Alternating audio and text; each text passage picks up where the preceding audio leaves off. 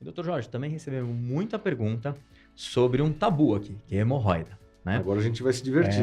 Esse tem bastante assunto aqui para falar, mas é um tabu e muitas vezes, assim, eu já até comecei a ler um monte de pergunta aqui para a gente montar a pauta, tal, conversar, e muitas pessoas, inclusive, perguntam, porque a pessoa não sabe se às vezes um sangramento pode ser hemorroida ou pode ser um câncer, né, que a gente acabou já falando.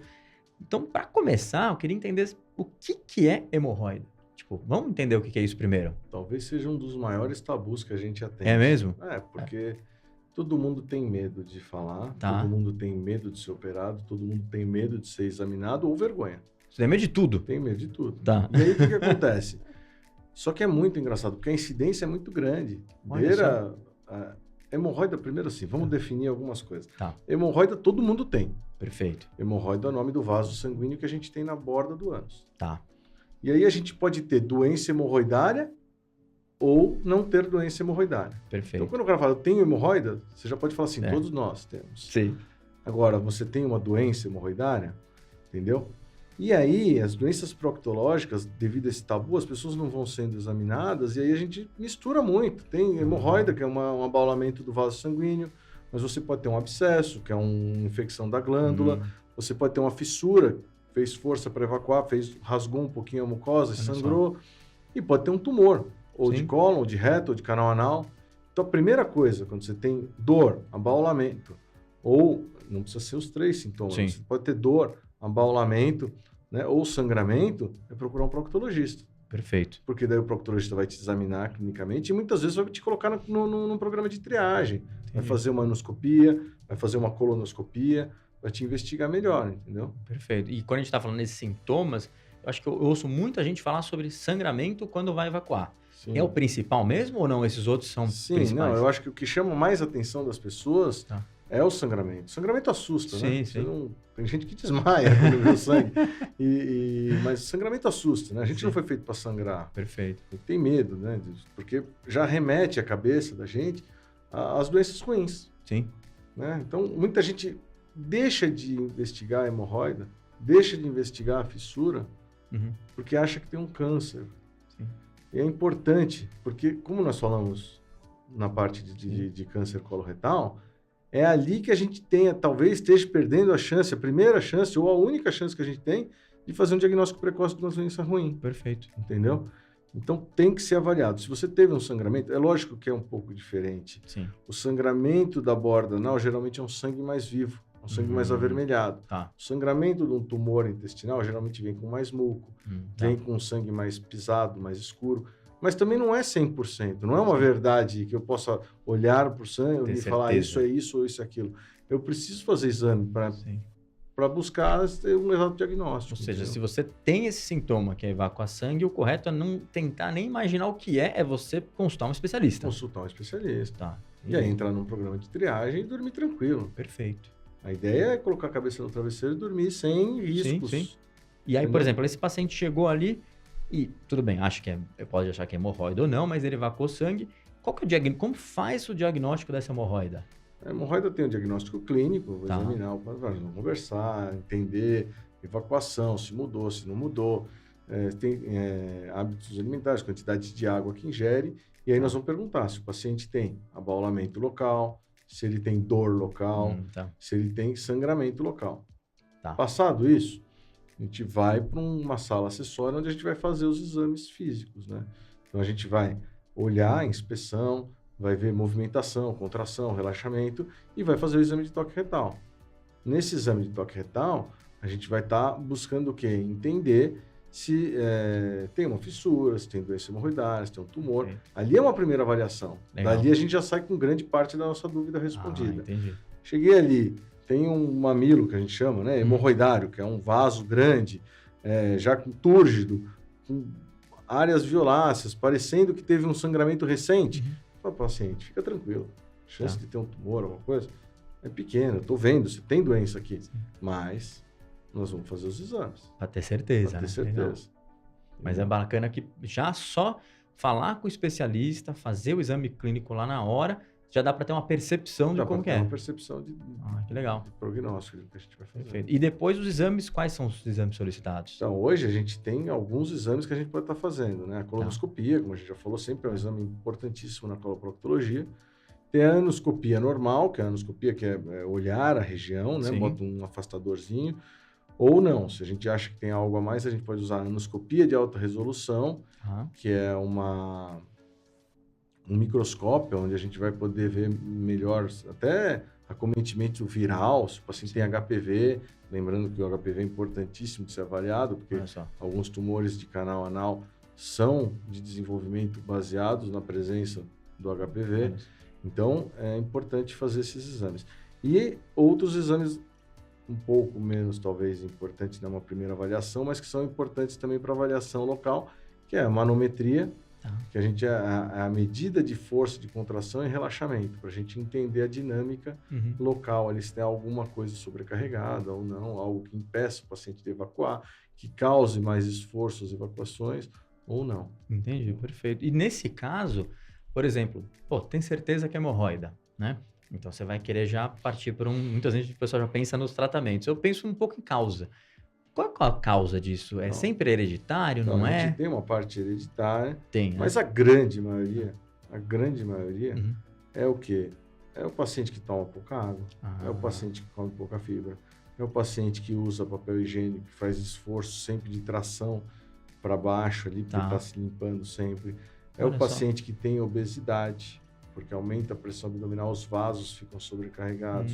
É o paciente que tem constipação ou diarreia, porque aumenta a pressão local. Perfeito. E é o paciente, isso a gente vai encontrar na casa de muitas pessoas, sempre tem alguém que fica muito tempo no banheiro. Então o cara pega lá um jornal para ler, pega um gibi para ler. Hoje, o celular, né? Foi uma série no banheiro, né? Fica lá 1 hora. Lembrar que a privada é um oco. Sim. E a gente senta com o nosso peso, sobrecarregando uma musculatura muito frágil do ânus. Todos os vetores abdominais ficam postados para a direção do ânus. E a gente fica ali pendurado, rompendo musculatura. Faz isso todo dia, vai ter maior propensão a ter doença hemorroidária. Olha só, isso é interessante porque muitas doenças a gente não pensa em prevenção. Fala, bom, aconteceu, tem que resolver. Sim. Mas nesse caso existe uma prevenção, que é ter alguns hábitos saudáveis e evitar algumas coisas, como você está falando, né? Sim. Exercício físico, perder peso, manter uma higiene onde a gente lave ali a região, comer bem, comer fibra, tomar muita água, ter um hábito evacuatório saudável, evacuar uma vez ao dia. Todas essas coisas que a gente pode estar fazendo no dia a dia vão fazer com que a gente tenha uma recuperação, uma chance menor de ter doença hemorroidária. Perfeito. E assim, no caso, as hemorroidas, quando a gente está pensando em doenças, na verdade, né? A gente tem uma situação que, o quão grave é isso? Porque se muita gente não vai no médico, eu imagino que muita gente não trata. É um problema? O pessoal vai morrer por causa disso? Então, não, né? Você sabe que pode morrer por causa disso, mas é raro. Mas o que acontece? Que a gente vê muito assim, a primeira frase, quem já foi meu paciente... certamente ouviu essa frase. Eu falo assim, porque ele fala, precisa operar, doutor? Olha, a primeira coisa a gente precisa conversar, a gente precisa falar assim, hemorroida não é câncer. Então, já fica tranquilo. Sim. Quando que eu vou operar a hemorroida? Eu posso seguir o livro lá, classificação 1, 2, 3 e 4, eu vou operar o paciente grau 3 e tal, mas não é o que acontece na prática. Na verdade, é a conversa médico-paciente entender o quanto aquilo ali está atrapalhando a vida do paciente. Entendi. Então, o cara tem um mamilo hemorroidário grande, ele não consegue ir para o trabalho de manhã, ele tem que evacuar 2, 3 vezes, ele vai para o banho, quando ele está pronto, ele tem que ir para o banho de novo. Esse paciente, ele precisa operar. Perfeito. Ele não pode viajar pensando onde ele vai evacuar, porque, olha, eu não posso viajar para tal lugar, porque a estrada é longa, é hemorroida, vai sangrar. Está mudando a sua rotina por causa de uma doença hemorroidária, que é um negócio simples de operar. Perfeito. Hoje tem técnicas super modernas. Aí opera, né? Sim. Opera. Então eu tento sempre classificar a hemorroida, mostrar para o paciente em qual classificação ele está e os benefícios que ele vai ter. Sim. E é lógico que tem paciente que fala, cara, eu tenho pavor disso, eu vou mudar minha qualidade de vida, eu vou comer mais fibra. Vamos tentar? Vamos tentar. A gente é um time. Legal. Vamos tentar. Tentar melhorar a qualidade de vida, ver se para de sangrar. Não melhorou? Eu vou aconselhar ele a operar. Perfeito. Não tem jeito. Ou seja, significa que não necessariamente algo que precisa ser tratado via operação. Não necessariamente. Legal. E uma coisa importante, assim, tem alguns casos, o cara tem uma hemorroida do pior grau possível, Tá. sangramento crônico. Eu já vi paciente internar em UTI, chegar no pronto-socorro, ele teve um cansaço, fadiga, falta de ar, quadro respiratório, por anemia. Porque tá Porque sangrando ele ali. está sangrando. E aí a gente começa, pesquisa aqui, pesquisa ali e tal, é da hemorroida. Olha Esse só. paciente, ele não tem muita escolha, né? Sim. Mas porque Ah, ele meu, tem um sangramento maior. Se for um chegou- sangramento pequeno, já não é o mesmo sangramento caso. pequeno, a gente pode tratar clinicamente, pomada, tentar regredir, aumentar a fibra, entendi. botar o cara para fazer exercício físico, ou melhorar a sua vida, Sim, ver se isso regride. sim. Daí dá pra Legal. ver, você tem tempo para fazer Não, isso. bacana é que, ou seja, existem várias maneiras de tratamento, Sim. inclusive a Mais cirúrgica, uma né? vez a gente volta Legal. naquele nosso papo inicial. Sim, sim. A gente tem que montar um time para tentar resolver o problema do paciente. Perfeito. Aí entender quais são as dores, o que está te trazendo aqui e tentar montar Legal. organizar um tratamento bom para ele. E quando você opta pela opção cirúrgica, quais as opções que existem hoje? Como funciona? Eu tinha um chefe que falava assim, bem. quando a gente tem muita técnica cirúrgica é porque nenhuma funciona, nenhuma dá certo. Não é verdade? O homem, ele passa a vida tentando buscar novas técnicas para tentar reduzir a dor do paciente. Perfeito. Entendeu? Então, porque é um dos tabus que tem é assim, cara, você vai morrer no pós-operatório. Você não vai morrer na cirurgia, você vai morrer no pós-operatório de dor, vai sofrer. Sim. Eu já tive casos assim. Então, primeira coisa, eu falo para o paciente assim, olha, a grande diferença que você vai encontrar aqui é que você vai ter alguém que vai estar com você no pós-operatório. Tá. O que dói muito para mim pode ser muito pouco para você e vice-versa. Tá. Você pisa no meu pé, eu posso ter uma dor. Eu piso no seu, pode ser outra. Sim. E a gente tem que entender no primeiro ou segundo pós-operatório qual o limiar de dor daquele paciente e tratar ele adequadamente. Perfeito. Então, o que eu acredito? O que é importante hoje, né, apesar de inúmeras técnicas, é a gente entender, caso a caso, o quanto aquele paciente... A primeira coisa que a gente vai entender é o quanto ele tem de dor. Aquele paciente no primeiro, no segundo pós-operatório, isso é uma conversa que eu tenho com meus pacientes. Falo, independente da técnica que a gente escolher, eu vou, quando você acordar no primeiro pós-operatório, quando eu for te dar alta, eu vou entender o quanto você tem, o quanto você é sensível, independente da técnica que a gente escolher. Lembrar que a sensibilidade minha é diferente da sua. Se eu pisar no seu pé, você vai ter uma dor. Perfeito. Aí você vai pisar no meu. E eu posso ter uma dor completamente diferente. Sim. Entendeu? Cada um tem um limiar de dor. Então, o que é muita dor para mim pode não ser para você e vice-versa. Sim. Então, o que é importante? Eu falo para os pacientes, é ter, você quando for escolher um cirurgião, não pode ser eu, pode ser outro, você tem que escolher alguém que vai te dar atenção e que você vai ter ali o celular do cara, você vai conseguir ter um acesso para entender. Se tem muita dor, vai medicar mais. Então, você sai com X de remédio, dia seguinte você pode ter 2X, 3X, 4X. Tá. Às vezes precisa internar o paciente para tirar a dor dele. Olha só. E tem paciente que no terceiro dia está trabalhando. Perfeito. E aí existem várias técnicas. Tá. Existem as técnicas abertas, que a gente fala, e as fechadas, e as mistas. Tá. Então, as técnicas abertas são as técnicas mais tradicionais, né? Você vai lá, puxa o vaso sanguíneo ali para fora, corta o vaso, deixa aberto, ou costura a região, tal. Essas são as técnicas mais tradicionais. Tá. Talvez as técnicas em número quantitativo mais feitas no tá. Brasil hoje. Perfeito. Custo baixíssimo, uma recuperação relativamente rápida, ali 20, 30 dias o paciente está voltando Legal. ativa, e uma dor relativamente alta. Tá. E aí o homem começa a buscar novas técnicas, porque a gente sabe que a musculatura, os nervos estão ali, 1,5 centímetro da borda do ânus. Então, se a gente consegue trabalhar um pouco para cima, a gente consegue minimizar as dores. Entendi. E aí eu tenho o THD, que é aquela técnica que eu faço um ultrassom, acho o vaso e tento dar uns pontos. Eu tenho o grampeamento, que é uma hemorroidopexia, que é um grampeador que volta como se fosse um lifting. Ele vai buscar toda aquela mucosa e trazer para cima, grampear. E aí, caso a caso, a gente vai discutir com o paciente. Alguns livros mostram que essas técnicas minimamente invasivas, elas podem trazer, em casos específicos, até 80% menos dor do que a técnica aberta. Olha só. Entendeu? Então, é interessante bater um papo sobre isso. Tá. Mas você tem que ver caso a caso. Algumas hemorroidas são tão grandes que a gente não consegue resolver unicamente com essas técnicas mais modernas. E aí a gente pode fazer uma técnica mista. Entendi. Você resolve uma parte com um procedimento de grampeamento, mas sobra uma pele ali do lado de fora, sobra alguma coisa diferente, você faz retoques, né? Vai lá e tira. Então faz uma técnica mista. Um pouco com bisturi elétrico, outra... Existem algumas técnicas também agora, que o pessoal tem divulgado muito, mas que é uma coisa muito antiga. A gente fazia 15 anos atrás, estava fazendo isso aí. Que é a ressecção a laser. Tá. Né? Então você vai procurar aí, tem muita gente no Instagram falando e tal, como se fosse uma novidade. Não é uma novidade, é uma coisa que já chegou a ser meio que proscrito assim, pela Sociedade de Procto, e a gente pode entender que ela não traz grandes benefícios nas cirurgias de grande porte. Então, com a hemorroida saindo tudo para fora e tal, o laser realmente não vai trazer benefício. Mas, quando a gente tem uma pequena pelinha, um retoquinho para fazer alguma coisa, realmente a gente consegue com o laser ter uma queimadura mais superficial, menos dor e uma recuperação mais rápida. O paciente volta mais rápido às atividades. Legal. Então, mais uma vez, a medicina vem se mostrando a mesma coisa. Caso a caso, a gente vai sentar, vai discutir, examinar, entender o que o paciente tem e montar um tratamento para ele. Agora, tirando essa técnica laser, pelo que eu entendi, todas elas, o grande diferencial ali talvez seja o nível de dor que o paciente pode sentir depois. Sim. Mas eu tenho uma dúvida. Em termos de eficiência, ou seja, todas elas são próximas ou não? Todas elas são eficientes? Não, vamos lá, todas são eficientes desde que bem executadas. Ah, sim, com certeza.